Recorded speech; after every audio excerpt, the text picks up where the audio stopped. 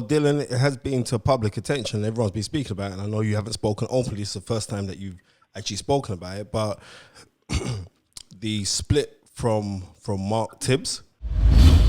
There's two sides to the story, and that's it. I'm not gonna, people can make up their own mind. You know what I mean? Can you twerk better than Deontay Wilder? Bro, only thing, bro. Listen, boy, that guy, it's madness, man. That guy, he moves mad.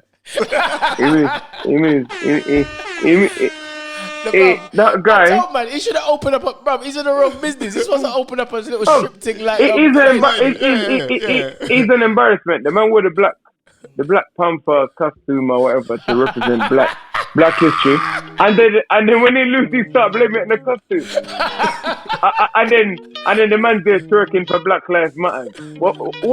It's a joke, man. What are you doing, bro?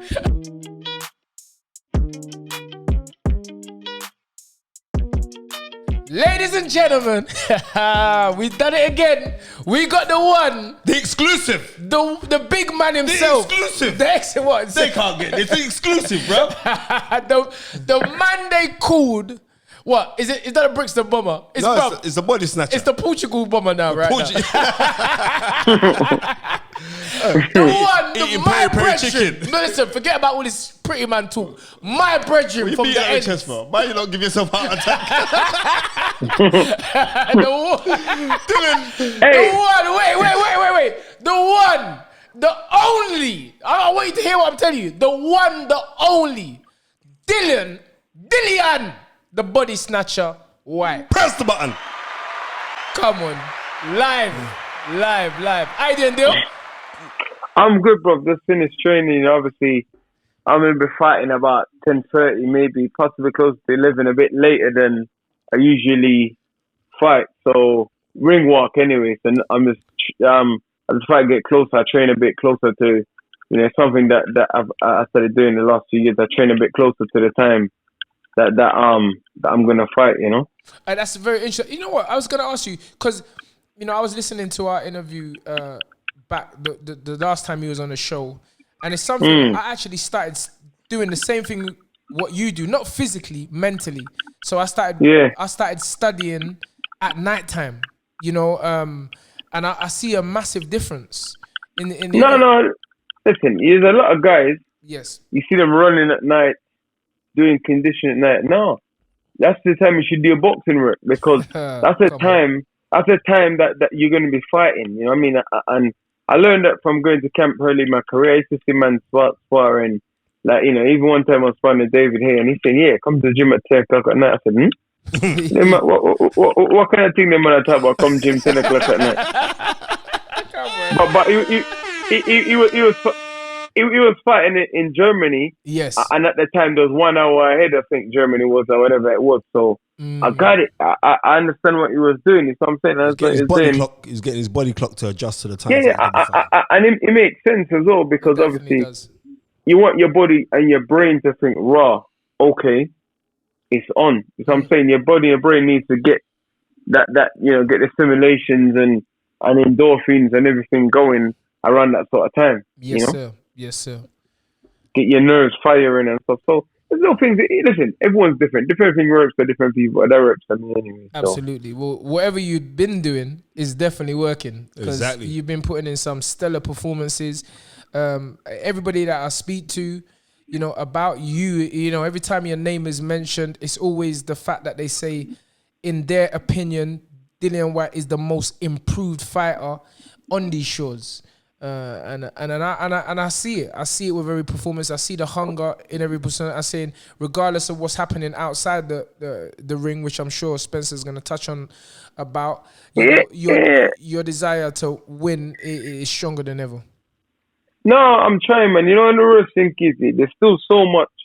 People probably think, okay, this is my career, I probably plateaued or whatever. But there's still so much improvement to make in every area, in balance, in speed, in technique, in ring generalship, getting in better condition, having clear mind. The last few fights has been all kind of madness going on. So, one of them on my own was right. One of them mentally and physically it wasn't right.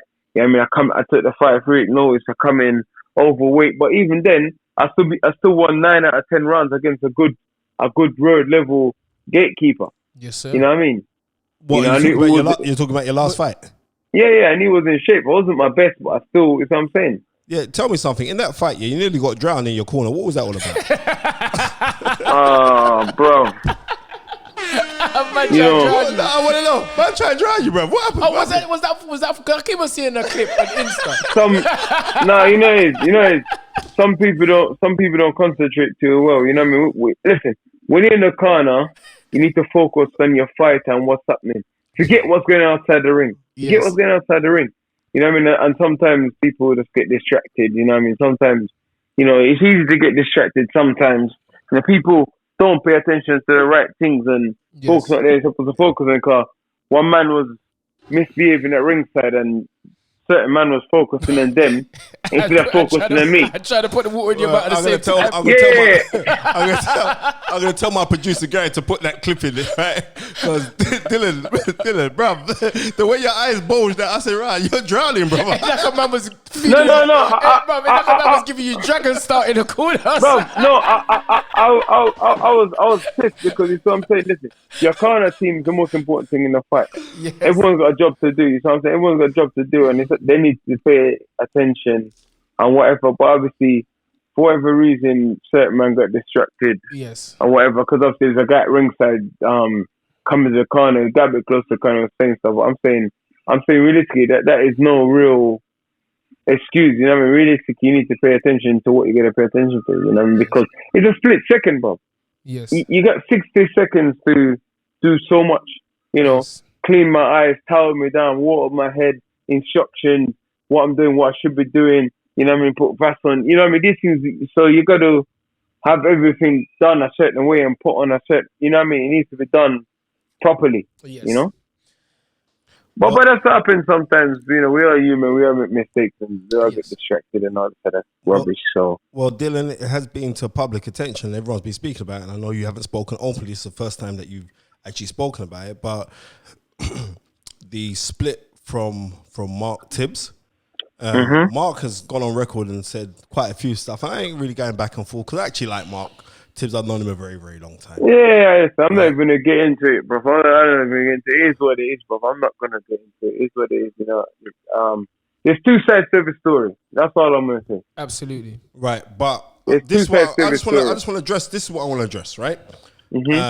Because a lot of people, like from his story, could kind of sway the general consensus against you for the fact, like he was saying, well, you got your lawyer to write him to say that he was no longer working with you, right? Now, I'm saying, I know your lawyer. Everyone knows, you know what I mean? And I know that actually wasn't the case. And I'd just like you to elaborate on that for us, please. Well, listen, I'm a grown man and I take the air ground in this position. I'm not gonna get into it. Listen, Mark did a good job, you know, me and him was together, did a great job. He helped me work on the basics and got me to a certain level, and credit due to him. And we had a good working relationship, but like I said, there's two sides to the story, and that's it. I'm not gonna, people can make up their own mind, you know what I mean? Let's see. And you know what? I'm gonna. That's the best thing. I'm gonna do this, Dylan.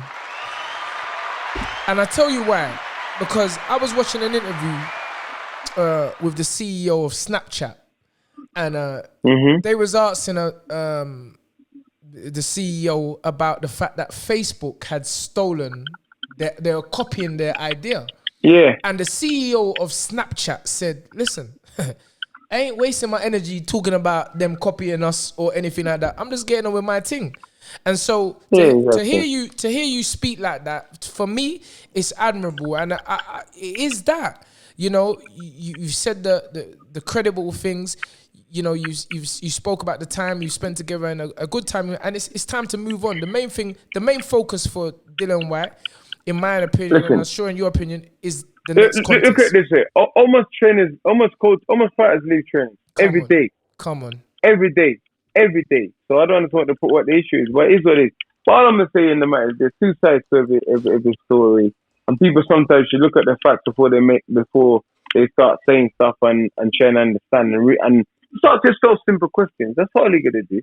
Ask yourself simple questions. Yes. That's it. You know. Moving forward. Ask just simple questions. Yeah, go on. Moving forward, how is... All right, let's talk about the new. Let's talk about the now.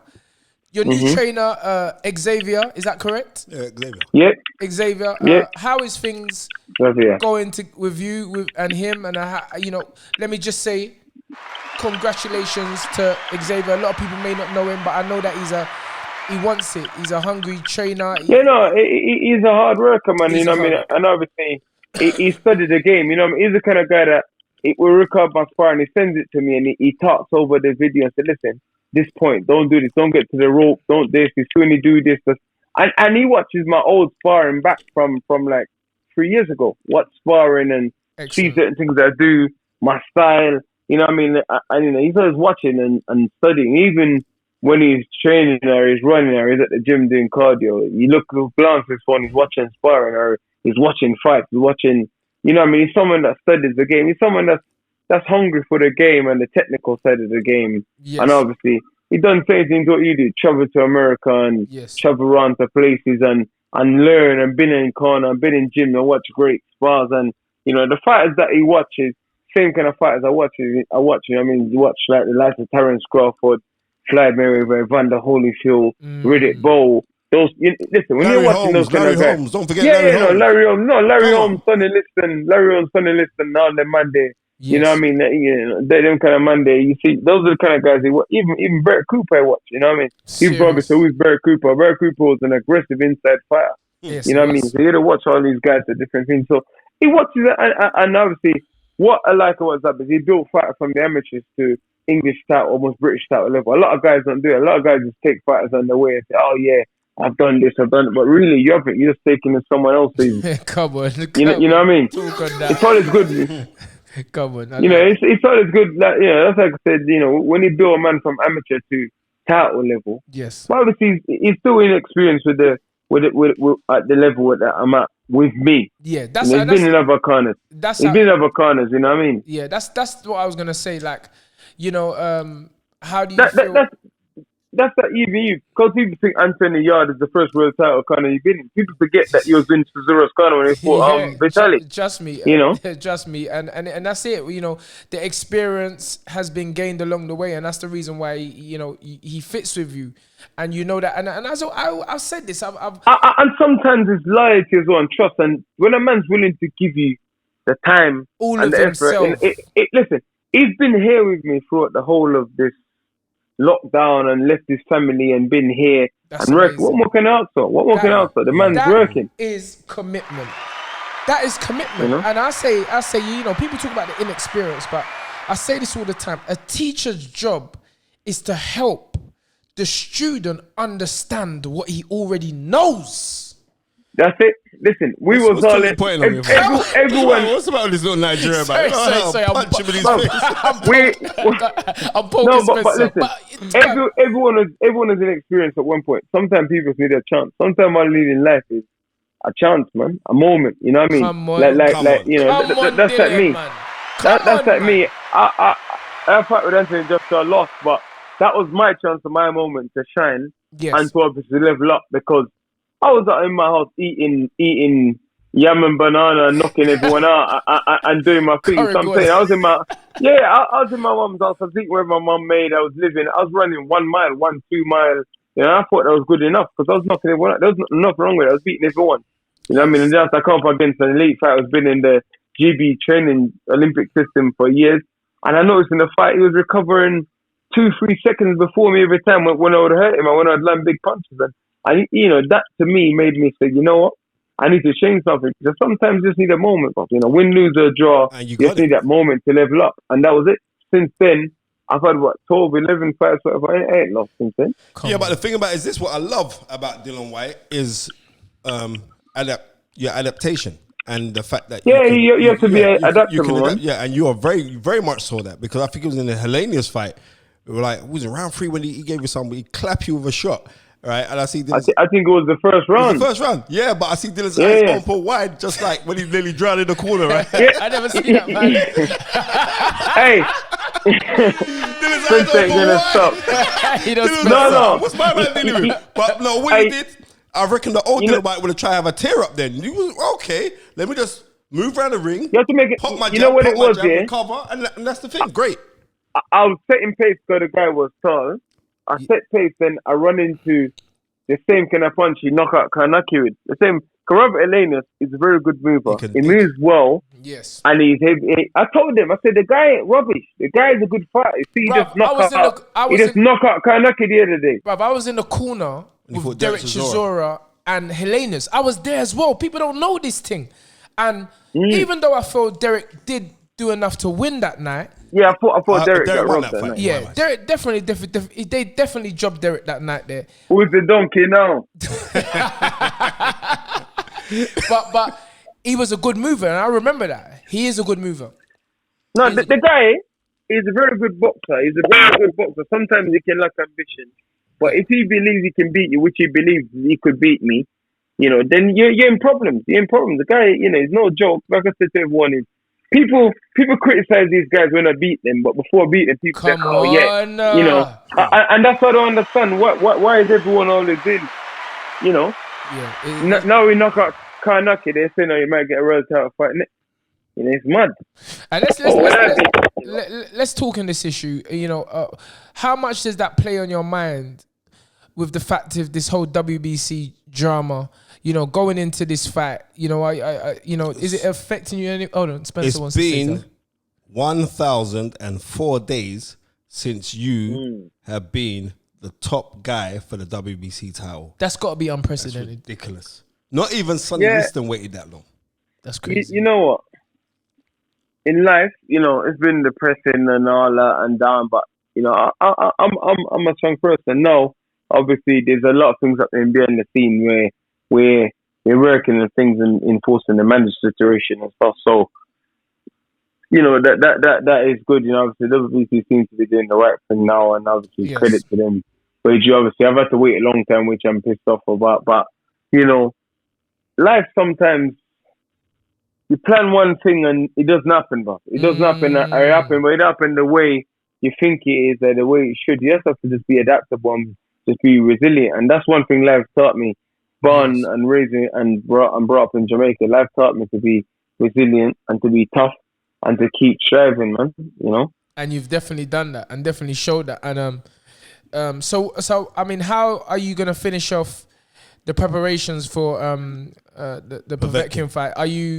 You're due to come back to London? Because obviously you're in Portugal now, right? Yes. I'll come back to London. But obviously, we're waiting to see what's going on with obviously no one knows when the rules and all things is going and all things is changing. There's a lot of things going on every day. Okay. The rules and stuff is changing and whatever. Obviously with quarantine and other things, exemptions to professional sportsmen or not. We don't know yet. So we're taking it day by day. Obviously, we're 3 weeks out, so we're going to watch and see what's going on this week and what the government and everyone say, and then obviously make all decisions from there. Yeah. But at the minute, I'm just sorry. Go on. No. Go on, Carol. Finish. I want you to finish. At the minute, I'm just focused on training. Obviously, I missed time the sparring, so I got extra week of sparring, which is a bit annoying, but it's good. Also, on the other hand, so I got one last week of sparring left next week. Okay. And then, so I'm sparring tomorrow, another 12 rounds, and I'm going to do another couple of 12 and 110, and that's me. I'm done. Okay. So, excellent. Excellent. One thing I wanted to say is that, watching your Instagram or seeing your posts and stuff, I see you got your team there, your crew there. I see Pesta, man like Pesta. Is Richard over there with you? No. Richard moves a bit different. Richard likes to do his own thing. When me and Piston, that's a bit closer. Yes. Obviously, Richard likes to do his own thing and whatever. So, obviously he's my fighter, but just let him do his own thing. Yes. So, but Pest is here. Who's Richard going to be training with now? I don't know. I think he's training Angel Fernandez or whatever. I was a bit annoyed that he announced his separation from Tibbs the same day I did, because it looked like it was planned when it wasn't. It was something completely different. Wow. You know what I mean? I didn't even speak to Richard about it. Richard told me he left Tibbs weeks before I even decided to, so it was a bit annoying, but it is what it is, you know what I mean? Obviously. Yeah, but regardless, people are going to think what they want to think. It doesn't matter. Yeah, exactly. That's why I said that thing. That's why I said that thing. I can rescue. I can add up 100 kids and save 100,000 dolphins and 20 puppies, and people still gonna think I'm a piece of shit anyway. So, what does it matter? We gotta get Pest on the show because listen, he's got a big fight coming up September 12th. He's fighting for the English title against Linus Adolphus. Big fight. Against who? Big fight. Oh, Linus. Oh, okay, yeah. Big fight. Because I saw big fight. A post with Pest talking about it's finally here, my time to shine, and I know Pest. He's one of the youngest. He come from the ends, and I love his whole rehabilitation story, and I love what you've done for him. Bruv, he's a real true story of. He's a loyal, bruv. Tough guy. Listen, see, Percy, I'm just trying to give these guys a chance that no one gave me. You know what I mean? That's all I'm trying to do. I'm trying to give these guys. No one didn't come to my rescue and help me or sign me up or whatever. Yeah. When I was begging, I had to beg people to buy tickets early in my career. Yes. Call man 100 times, bro. You want these tickets? You know what I mean? I never had no easy. You know what I'm saying? So I'm just trying to give these guys Richard, Pest, Fabio, Babbage, Dwayne. I try and help all these guys, man. I try and help all these guys. No one, well, I don't have to, but I try to because I just want to help people. You know what I always say, Dylan? Givers gain. And the blessings, you're getting them, you're receiving them. And these young men are showing you through their loyalty. And they speak so highly of you. And it's commendable. Listen, man. And for me as well, personally, showing you, watching you. I still remember when you walked into Peacock Gym, them day back with Leroy. And you were sparring with Ricky Nolan and Waddy. Ricky Nolan, yeah. And bruv, today, you got people looking at you and you're mentoring young guys and giving them opportunities, and it's just great, man. And I always say it, you always back me, and I wish you so much success. I mean, to me, it would be a travesty if you don't get to fight for that belt after we broke up this boy Povetkin, cause it's a broke up. Everyone's saying, what do I think about Dillian? I said, bruv, don't ask me no stupid questions. I was about me, bruv. Dillian's gonna take out this brother, and I'm backing you all the way. Dill. No, respect, man. Obviously, that's the good thing about this fight. It's got everyone's opinion. That's what one thing about the fights I take. It gets the fans and the people opinionated. You know what I mean? Obviously, and that's good. I don't want to be taking fights that saying, Dillian's gonna knock him out. No. This is the kind of fights I want. These are real fights. These are real fights. Yes. Why wouldn't forget Povetkin? The most seasoned amateurs of all the heavyweights around from Olympic everything. Not just that. He won everything. He cleaned up the whole European circuit. Everything. Yep. Everything all the way, and then he became world champion as well. Good record. So solid, very strong. Probably the most technical fighter I've fought, to be honest. He's technically sound. Yes. Obviously, people say, he's 40, but so what? We've seen what 40-year-old guys is doing to guys out here. These guys are schooled and they're strong. I'm sure. And he's an old school Russian as well. Yeah, I'm sure Floyd was nearing 40 when he was tucking up Canelo. He was schooling Canelo, so he's got the experience. And I remember when we went out to Germany, I remember seeing him at a hotel lobby with Teddy Atlas. I think Teddy Atlas was training him at the time. So this guy is a seasoned guy, and I know because of that, a lot of experience. I know exactly. This is a big fight for you, and I know you're gonna come up because listen, man, you want it, and I believe you want it more than him, and I believe you've done the right thing. You've moved away. You've focused yourself. So he's taking himself out of the comfort zone. Yeah, and not only that, but distractions. Yes, because you know what it's like of course. You know what I mean? And it's like, as the higher you get, it's like there's not a day that don't go by. If I'm speaking boxing with anyone, especially around the ends, right? Everybody mentions Dillian Whyte. Always. You can't escape it. Everyone mentions Dillian Whyte. Yeah. And they say, nah, man, when's he getting his shot? Nah, man. Yeah. He's got this. People are getting angry now, Dylan. They are getting angry. But the thing about it is, people can see, and a lot of these other heavyweights just start crap as well. Oh, yeah, I wanted this, Dillian's this, but Dillian's that. But they don't want the work, man. Listen to me. After my last fight, they should have been queuing up to fight me. They should have been queued up to fight me after my last fight. The way I looked in my last fight. No, but you know what? Everyone knew you took that on some 2-day notice. So that one don't even count. And I'm just being 100. Right? I'm just telling you the truth. Like, nobody didn't watch that last fight which you had in December and thought that is Dillian Whyte fighting at optimum best. Nobody did. And you still came through. It's annoying, man. All these guys talk rubbish. Fury, oh yeah, I'll do this to Dillian, I'll do this to him, I'll do that. I'm the linear heavyweight champion. Deontay, Wilder, Anthony Joshua, they just talk rubbish all the time. I realized. I mean, I heard. You know what? I heard Wilder say, Fury say something the other day, and I was like, he said they was asking him who is on your wish list, and he said wish list, and he said, I'm gonna bruck up Deontay Wilder, and then I'm gonna fight AJ twice, and then he said, whoever wants it after that can get it. And I was like, hold on, how come you? But I already won it from long time ago, and I'm your mandatory. And I said, how come he never called? How come he never called? Coward. He never mentioned my name. He didn't mention your name. So I'm like, bruv, there's something that you don't want us to know because you don't mention Dylan's name. Yeah, but it's also like, you know, about the sparring. So everyone's talking about the sparring. And then Dylan's come out public today. He had him over in sparring. And all that. Yeah. Dylan, you clap him over in sparring? Of course, man. Of course. You know. Okay. But listen, sparring. No. Sparring is sparring. You know what it is. But when you clap a big man over, that's something. I don't care what you tell me. Bruv, don't try to ease it up about, sparring. Bruv, if you clap a man over and a man is talking like I'll keep on there, man say, yeah, you're a bum, you're this, that. No, brother, you got clapped down. So sometimes, Dylan, if you don't want to talk, I'll talk it for you. You understand? Because I know you know, sometimes the humble thing, you're there being humble saying, oh, no, it's sparring. But, bruv, if a man's talking the talk about you, then, bruv, talk the talk about him. Press the button, please, son. Talk about him. Man's telling man's cool out and said, bruv, I'll clap you down in sparring. So you can talk your talk, but I'll clap you down in sparring. So I'm saying it. If you don't want to say it, I'm saying it. So I still want to see the fight. You know what it is with me? Listen, I'm cool, man. I'm not, you know what I mean? I'm not someone that's gonna, especially when it goes to people's camp. I don't like saying, oh, yeah. You know what I mean? It's the man's camp. I have respect and other things. You know what I mean? Obviously, it was his camp, is what I'm saying, and whatever. But he just needs to stop talking crap, man. Yeah. And then he's trying to get franchised. He doesn't have to fight me.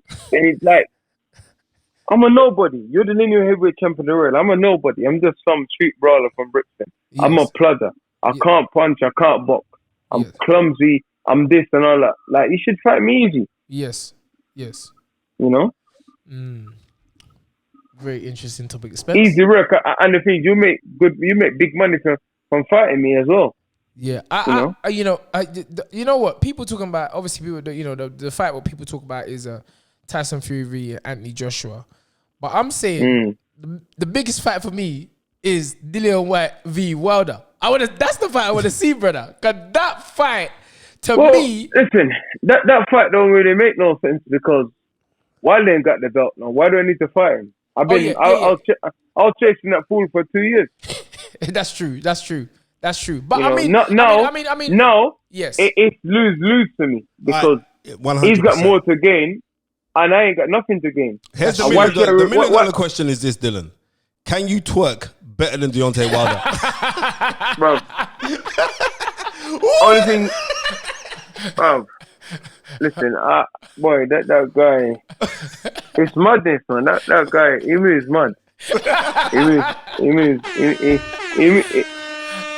That guy... I told, man, he should have opened up bro, he's in the wrong business. He's supposed to open up a little strip thing like... He's an embarrassment. The man with the Black Panther costume or whatever to represent black history, and then when he loses, he start blaming it on the costume, and then the man's there twerking for Black Lives Matter. What? It's a joke, man. What are you doing, bro? These things are serious matters, bro. What are you doing? Yeah. What are you doing? Why are you moving like it's not? And whoever videoed him and post that, if his brethren videoed him and post that, he's not your brethren. But Deontay Wilder is a real black hillbilly, though. He's a proper back of bush. Back of bush. You know? Guy, you're busting on your pat on the hair spare, Dill.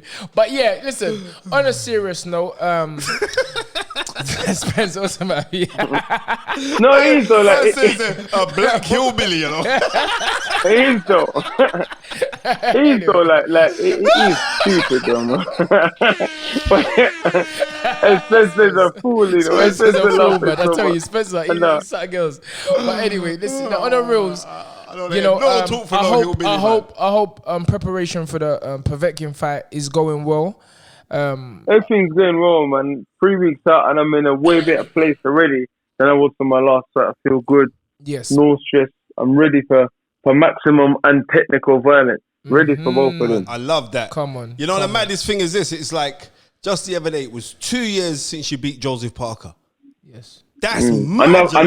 Another coward that they want to fight me when he was champion.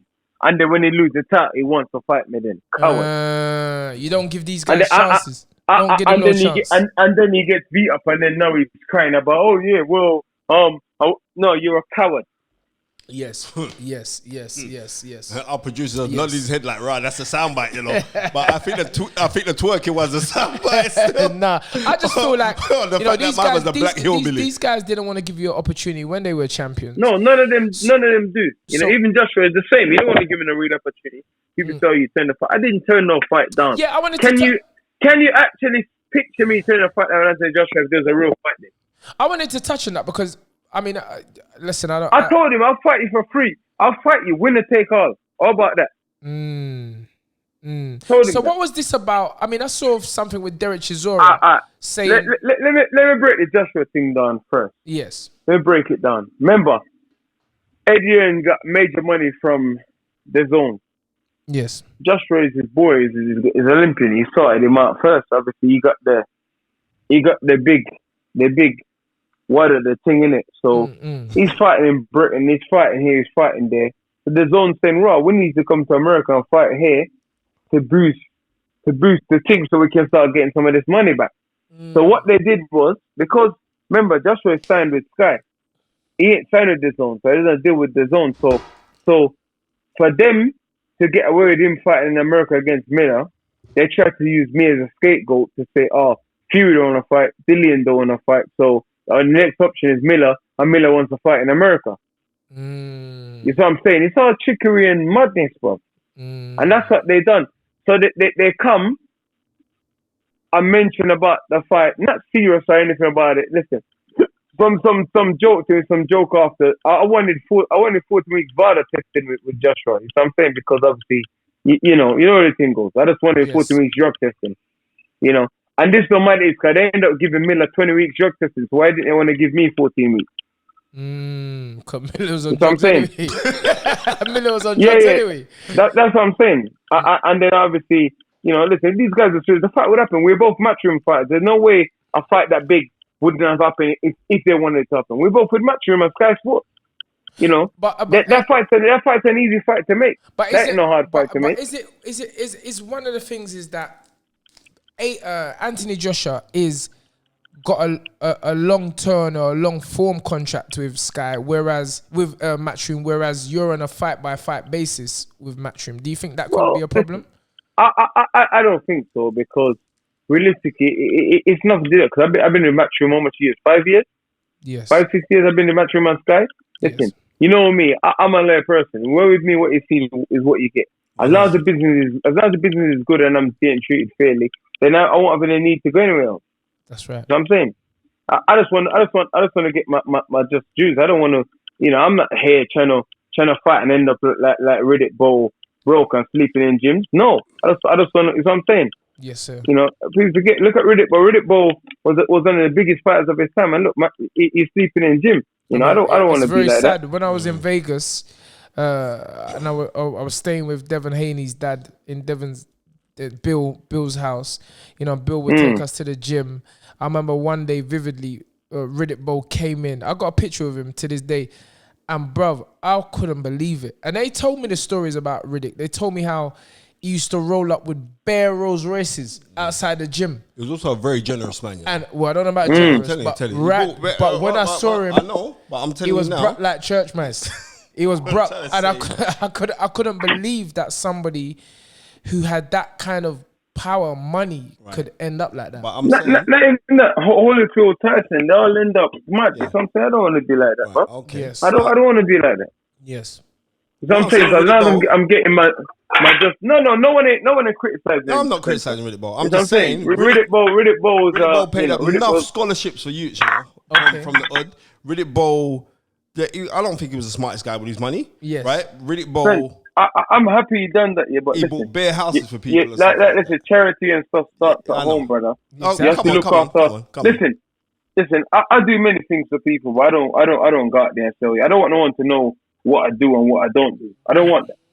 If I'm doing stuff like I'm doing it for myself, for me, for my inner self. I'm not doing stuff like that to get credit or to be like, no, that's not the right thing. Like you see, man, giving the homeless people money and videoing it. But what for, bro? I do stuff like that all the time, but what for? I don't understand. Why are you doing that? There's nothing ethical about that. There's nothing ethical about that. You know? Yes, I never. That's the low to the low. Come on. Well, anyway, sorry, Dill. Like I was getting entrenched in what you just said. No, that's the thing. When the three of us talk, it gets too deep. Yeah, but I like that talk. It gets too deep. No, but it's good. I like that talk because what I'm saying is this: when people are turning around and saying, "Oh, well, they don't want to talk about the things that you do," and I rate that. But sometimes I have to talk what Dillian Whyte has done. Yeah, but I know for a fact. No. I know for a fact the money. I know for a fact the money that Dillian Whyte has done or help people within the community. Yes. Who've been broke, you can't pay the bills for their house. Yes. Dillian Whyte's first man to go roll up and pay for those things. Yes. I know for a fact that Dillian Whyte funds the youths there when they come into the gym. Yes. You know what I mean, so they can actually access the gym. Dillian Whyte does that in his own pocket. He's not doing it for people to talk about. I rate that. Cool, don't talk about it. But you know what? I know that you do that, so therefore I'm telling people that's what you do, right? I'm telling you this now that every time you fight. I've never paid for. I don't pay for tickets to go box anyway. But sometimes to get matchroom tickets is hard work, right? Every time Dillian Whyte fights, he makes sure that I got my 2 tickets. I sit beside his mom. You know what I mean? So listen, you got to make sure you look after the people that's around. I remember when I used to go to Spencer's gym. I never had no money to pay to get in. Spencer used to say to Alan, listen, relax yourself, man. let the man they come in. What's that real fight club? You know? Real fight Yeah, club I remember them. Yeah, he used to say, yo, them man there. You know what I mean? Because then they were charging, I think, £10. When is it? 2000 and I remember that £10 then. £10 is a lot of money. £10 is a lot of money now. But back then, £10. 2009, that's some big money. Had more value. Yeah. You know, I was a youth then, and I had kids as well. I had £10 to pay to go to gym in the city. I had to pay for my train. When you come to the gym. Hold on. Yeah. He spoke with Derek Chisora that time. Yeah, I remember I was there. And Don was like, he was Don was vexed, brother. Don was vexed. That was upset. I said, nah, he done it right. He said, no, man, I know my fighter. There is better than that. I said, bruv, that were his day then. Because they just underestimated me. You know what I mean? They thought I was a nobody. Yes. You know, I was a nobody. I was, to be honest, but I was just tough. I was tough and rugged. Yeah, from the get-go. But you know, Derek comes some bully boy thing. Straight bully boy thing. And if he can't bully you, then he messes with his head. Yes. And that's what it was in the second fight as well. He tried to bully me. I was just like, bro, love it, man. You know, David, I'm going to shoot you, David. I'm going to personally shoot you. Yeah. I know, waste, man. That's why, you know, that man that just shut up his mouth and no smoke. He just laugh at this. Bro, relax. Yeah. You two had two good fights. You're a chimney with no smoke, bro. I love it. Chimney with no smoke. Then he tried to say, I'm going to help Povetkin to beat Dillian, you know. Yeah, I'm going to help the Russian. I'm going to help him to beat this guy, you know. I was like, bro, you're a rat, bro. You're an ultimate rat. You know what I mean? With his nappy head. Okay. Right. Listen. Well, we're gonna wrap it up. It's been great talking to you, Dillian, as ever. Wow, man. And we wish you all the best in your upcoming contests. I know you're gonna do. Has Povetkin been stopped before? Yeah, I think Joshua stopped him. Oh yeah, Joshua stopped him. And did Klitschko stop him as well? No, Vladimir never stopped him. Vladimir beat him to a pop, but didn't stop him though. Okay, well you're gonna. I'm putting it from now. It's a stoppage. It's a stoppage. You're gonna. No, listen, I'm preparing for 12 round. If he gets stopped, he gets stopped. You have to. Yeah. The win is the most important thing, and that's it. Hopefully, it sets you up for the big one. You know, next year. The coward. The big one. Dillian, it sets you up for the big one. But we wish you all the best here on The Fight Is Right, Dillian. Thank you for taking time out of your busy schedule and your camp, and dream it, believe it, become it. I wish you all the best, bro. Yeah, man. Grab Grab this thing with two hands. Yes. You know what I mean? No, of course, bro. Grab it with two hands. The one, the only, Dillian, the body snatcher. Wow. Respect. Yes, sir. Cheers, bro. Remember to like, comment, and subscribe to the Stamina for Sale YouTube channel.